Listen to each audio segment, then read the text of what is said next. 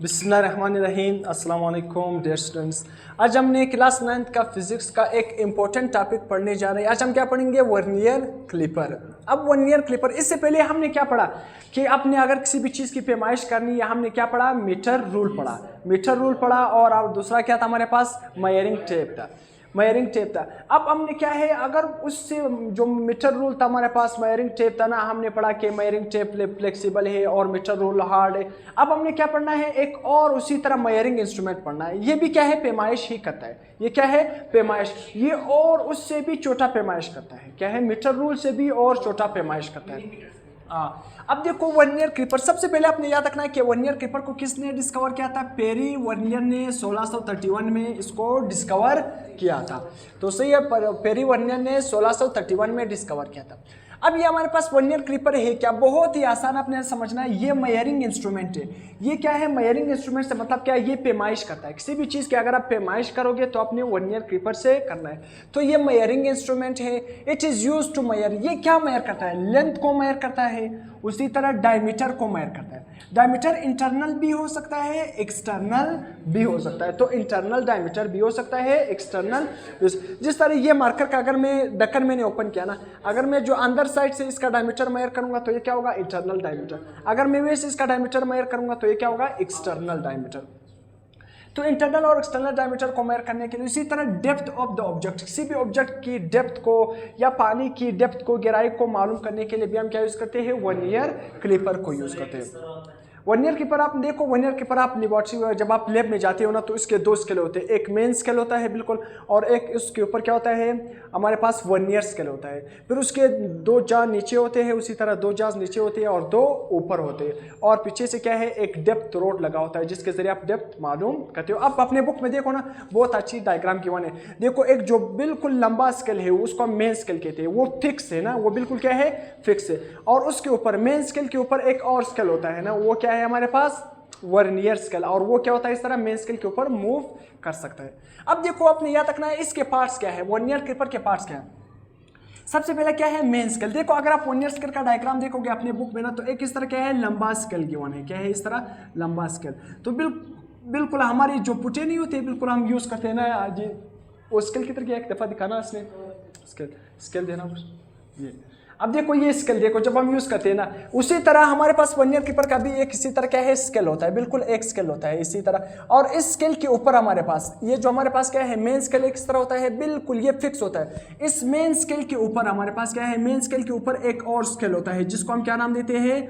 Vernier scale. क्या नाम देते हैं उसको? Vernier scale. तो आपने याद रखना यहाँ से फिर इसकी क्या है? दो इसी तरह दो जाज होते हैं। इस तरह क्या है? इसके इस तरह क्या है? दो जाज इस तरह यहाँ पर होते हैं। तो आपने अपने बुक में देखना है, वहाँ पर बहुत अच्छी डायग्राम गिवन है। इस तरह क्या है इसके? तो बुक में देखना है इस तरह क्या है? दो।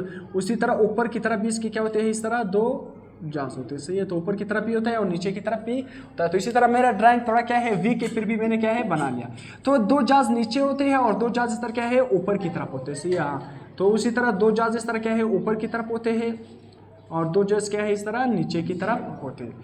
तो देखो ये जो बिल्कुल लंबा स्केल है, ये लंबा स्केल हमारे पास कौन सा स्केल होता है? Main scale. ये क्या होता है हमारे पास? Main scale. तो आपने याद रखना है जो मेन स्केल होता है ना, ये मेन स्केल बिल्कुल क्या होता है? फिक्स होता है। क्या होता है? फिक्स होता है। यहाँ पर मैंने लिखा भी है कि मेन स्केल क्या है हमारे पास? फिक्स है। तो मेन स्केल हमारे पास क्या है? फिक्स। ये जो लंबा स्केल होता है इसको मेन स्केल कहते हैं और मेन स्केल क्या होता है? Fix scale. बिल्कुल रूलर की तरह। देखो ये रूलर की तरह होता है, इस तरह होता है, रूलर की तरह होता है। अगर आप बुक में भी देखो तो ये फिक्स होता है। और दूसरा हमारे पास क्या? Vernier scale. ये जो मेन स्केल के ऊपर ये जो पड़ा रहता है इसको हम क्या नाम देते हैं? Vernier scale. और ये वर्नियर स्केल क्या होता है? स्लाइडिंग होता है, मतलब मूवेबल। इसके ऊपर हम इस तरह क्या है? स्लाइड कर सकते हैं। स्लाइड किस तरह कर सकते हैं? ये जो मेन जो वर्नियर स्केल है ना, ये जो हमारे पास क्या है? ये जा, इस जा के साथ इस तरह अटैच होता है। अगर आप इसको मूव करोगे तो ये जा भी क्या करेगा? आगे की तरफ मूव करेगा। तो ये जो वर्नियर स्केल है ये हमारे पास स्लाइडिंग स्केल है, मतलब इसको हम ये मेन स्केल के ऊपर क्या कर सकते हैं? इसको हरकत दे सकते हैं, मूव कर सकते हैं। जब आप इस मेन जो हमारे पास ये जो छोटा स्केल है वर्नियर स्केल को मेन स्केल के ऊपर मूव करोगे तो ये लोअर जा भी क्या करेगा? आगे की तरफ मूव करेगा। तो जब ये आगे की तरफ इस तरह मूव करेगा ना, तो इसका मुंह क्या होगा? ओपन होगा। तो यहाँ पर आप कोई भी चीज़ रख सकते हो, कोई भी चीज़ का अगर आपने डायमीटर को मेजर करना हो तो इसी तरह ये उसका क्या हो जाएगा? बिल्कुल जाज ओपन हो जाएंगे। अब आउटसाइड जाज, दो जाज इसके होते हैं, ये जो नीचे वाले होते हैं इसको हम क्या नाम देते हैं आउटसाइड जाज, और जो ऊपर वाले यहाँ पर दो मौजूद होते हैं, ऊपर भी क्या है इस तरह दो जाज होते हैं, तो ऊपर वाले जाज को हम क्या नाम देंगे, उसी तरह इनसाइड जाज। तो इनसाइड जो ऊपर वाले जाज होते हैं इंटरनल डायमीटर को मेजर करने के लिए होते हैं, और उसी तरह आउटसाइड जो नीचे वाले जाज होते हैं ये हमारे पास क्या है एक्सटर्नल डायमीटर को मेजर करने के लिए, क्या है एक्सटर्नल डायमीटर को मेजर करने के लिए नीचे वाले जाज हम यूज करते हैं, जबकि अंदरूनी डायमीटर को मेजर करने के लिए हम ऊपर वाले जाज यूज करते हैं, इनसाइड जाज। ऊपर वाले को इनसाइड कहते हैं और नीचे वाले को हम क्या है आउटसाइड जाज। अब यहाँ पर ये हमारे पास मेन स्केल हो गया, वर्नियर स्केल हो गया, उसी तरह आउटसाइड जाज, इनसाइड जाज, ये हमने इसके पार्ट्स पढ़ लिए। अब इसका लीस्ट कोण, जो वर्नियर क्लिपर है ना, लीस्ट कोण का मतलब क्या है कि वर्नियर क्लिपर कम से कम कितना क्या है मतलब लेंथ मेजर कर सकता है, कम से कम पैमाइश। तो लीस्ट कोण का मतलब क्या है, लीस्ट का मतलब क्या होता है कम, काउंट का मतलब क्या है पैमाइश करना, तो लीस्ट कोण क्या है मतलब क्या बना कम से कम पैमाइश। तो किसी भी इंस्ट्रूमेंट का जो कम से कम पैमाइश होगा हम कहेंगे कि ये उस इंस्ट्रूमेंट का क्या है लीस्ट कोण। तो बहुत ही सिंपल, लीस्ट कोण क्या है, वर्नियर क्लिपर का लीस्ट कोण क्या होगा, मतलब वर्नियर क्लिपर कम से कम पैमाइश कितनी तक कर सकता है, बहुत ही आसान, smallest measurement that an instrument can measure, मतलब लीस्ट कोण क्या है वो कम से कम पैमाइश जो कोई भी इंस्ट्रूमेंट कर सकता है। तो हमारे पास जो वर्नियर क्लिपर है वो कम से कम पैमाइश कितनी कर सकता है, तो बहुत आसान, अभी हमने मालूम करना है कि वर्नियर क्लिपर का लीस्ट कोण कितना है। तो वर्नियर क्लिपर का हमारे पास क्या है लीस्ट कोण, अगर आपने मालूम करना है तो फार्मूले के जरिए मालूम कर सकते हैं, smallest reading on the main scale. तो देखो ये हमारे पास क्या है, जो लंबा स्केल इसको हम क्या कहते हैं मेन स्केल।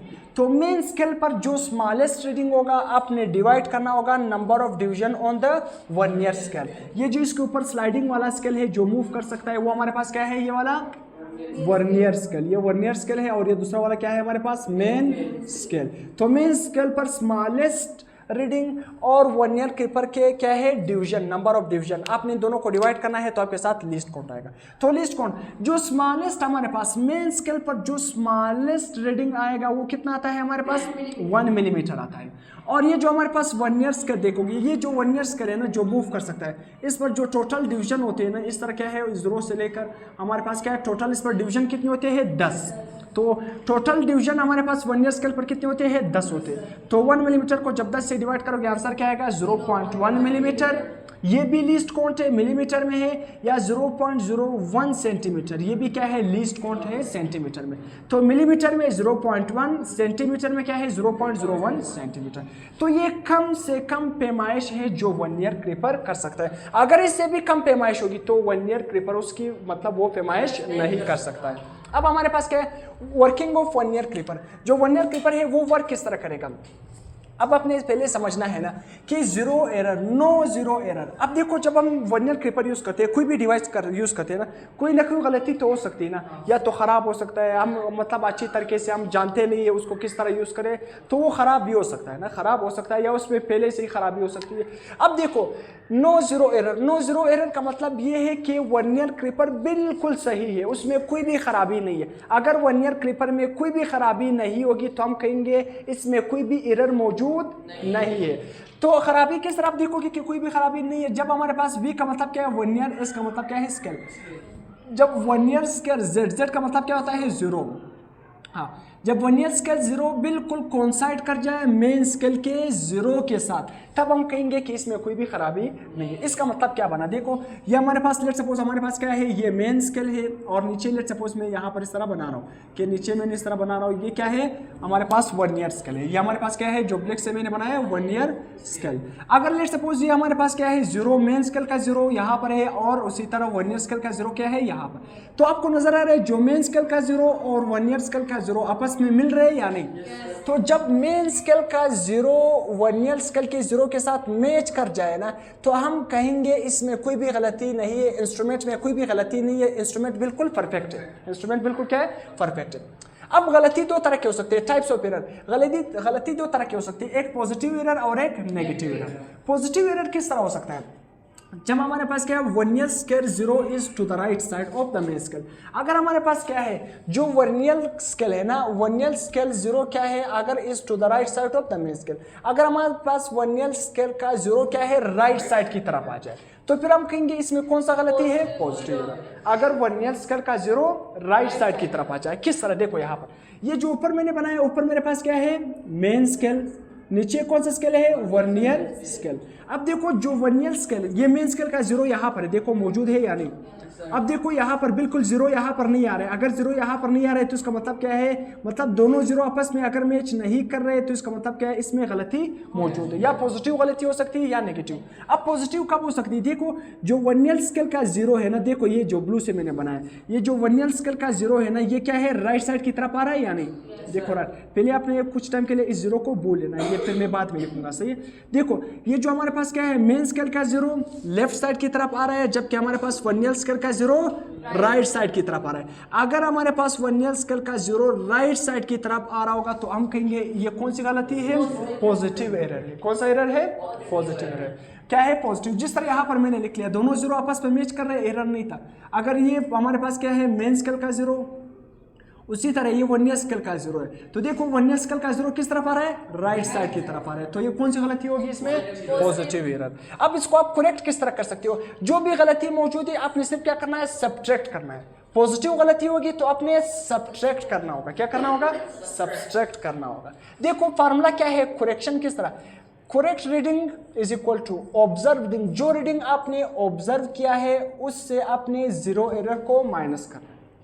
जीरो एरर को उससे आपने क्या करना है, माइनस करना है। जब आप लैब में जाओगे, प्रैक्टिकल परफॉर्म करेंगे, यहाँ पर मैं एक एक्सक्यूज भी, एक एग्जांपल से भी समझाऊंगा कि किस तरह माइनस करेंगे, प्लस करेंगे। अब नेगेटिव जीरो एरर, बिल्कुल इसका उल्टा। नेगेटिव जीरो एरर क्या है, देखो यहाँ पर हमारे पास क्या है, अगर हमारे पास जो वर्नियर स्केल है, ये जो वर्नियर स्केल, अगर इसका जीरो लेफ्ट साइड की तरफ आ जाए, देखो vernier zero is on to the left side of the main scale. बिल्कुल वर्नियर जीरो हमारे पास क्या है, vernier zero is to the left side of the main scale. अगर हमारे पास क्या है, वर्नियर स्केल का जीरो किस तरफ आ जाए, लेफ्ट साइड की तरफ आ जाए, तो इस तरह की गलती को हम क्या नाम देंगे, नेगेटिव जीरो एरर। जिस तरह यहाँ पर देखो, ऊपर हमारे पास क्या है, मेन स्केल, नीचे क्या है, वर्नियर स्केल।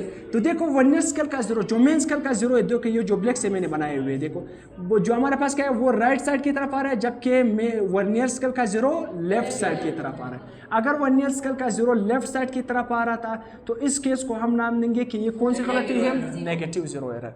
तो इसको आप किस तरह करेक्ट कर सकते हो, जो भी जीरो एरर है, जो भी गलती है, उसको आपने क्या करना होगा, ऐड करना होगा। तो नेगेटिव में आपने गलती को ऐड करना होगा, पॉजिटिव में आपने गलती को सब्ट्रैक्ट माइनस करना होगा। अब फिर से वही फार्मूला, किस तरह आप उसको आप करोगे, फार्मूले के जरिए किस तरह आप जीरो एरर को, नेगेटिव जीरो एरर को निकाल सकोगे। तो ऑब्जर्व रीडिंग को प्लस करना है जीरो एरर में, बस जो रीडिंग आपने ऑब्जर्व किया है, जितनी गलती मौजूद है, आपने उस गलती को उस ऑब्जर्व रीडिंग में जमा करना होगा, बस। अब किस तरह, आप एग्जांपल से मैं समझाता हूँ, आपको और अच्छी तरह समझ आएगा। मैंने देखो वर्नियर पेपर से कुछ रीडिंग, किसी भी चीज़ का मतलब एक रॉड है, मैंने उसका जो डायमीटर है मैंने मेजर किया ना, मेरे पास जो ऑब्जर्व रीडिंग आ गई वो कितनी आ गई, 2.36 सेंटीमीटर आ गई। अब देखना, जो उसमें जीरो एरर मौजूद है वो क्या है, प्लस 0.02 सेंटीमीटर, मतलब प्लस आगे लिखा हुआ, इसका मतलब क्या है, पॉजिटिव एरर। क्या है, पॉजिटिव एरर। तो अगर मैंने अब यहाँ से क्या है, रीडिंग, सही रीडिंग मालूम करना है तो मैं किस तरह करेक्ट करूंगा, ये एरर किस तरह निकालूंगा। तो देखो फार्मूला, अगर पॉजिटिव एरर मौजूद है तो अपने ऑब्जर्व रीडिंग से जीरो एरर को माइनस करना होगा। तो देखो correct reading is equal to जो ऑब्जर्व रीडिंग है उसको माइनस करना है हमारे पास 0.02, मतलब एरर से माइनस करना होगा। ये जो आंसर हमारे पास आ गया ये बिल्कुल करेक्ट रीडिंग है। अगर लेट सपोज यहाँ पर ये पॉजिटिव की जगह क्या आता, नेगेटिव आता, तो फिर यहाँ पर आप क्या करते, प्लस करते, एरर को प्लस करते, तब आपके साथ आंसर आता। तो यहाँ तक हमने वर्नियर क्लिपर और वर्किंग ऑफ वर्नियर क्लिपर को पढ़ लिया।